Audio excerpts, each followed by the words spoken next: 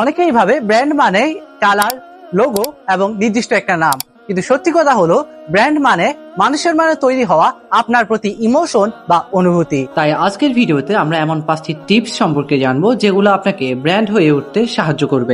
Number 1, স্পষ্টতা রাখুন।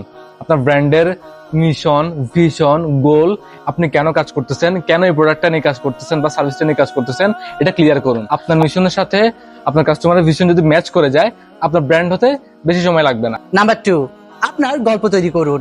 একটা ব্র্যান্ড যদি শুধু প্রোডাক্ট বিক্রি করে তবে কিছুদিন পরেই মানুষ তাকে ভুলে যায়, আর যদি সে অনুভূতি বিক্রি করে তবে মানুষ তাকে দীর্ঘ সময় মনে রাখে। আপনার প্রোডাক্টের পিছনের গল্পের সাথে মানুষের ইমোশনকে যদি কানেক্ট করতে পারেন তবে অন্যান্য ব্র্যান্ডের তুলনায় মানুষ কিন্তু আপনার ব্র্যান্ডকে দীর্ঘ সময় মনে রাখবে। নাম্বার 3, কনসিস্টেন্সি মেনটেন করুন।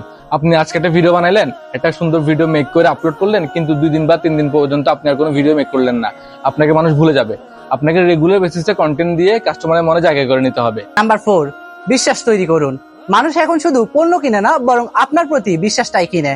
তাই তার বিশ্বস্ততা অর্জনের জন্য র এবং ন্যাচারাল কন্টেন্ট তৈরি করার চেষ্টা করুন। আপনার প্রোডাক্ট বা সার্ভিসে সর্বোচ্চ সৎ থাকার চেষ্টা করুন।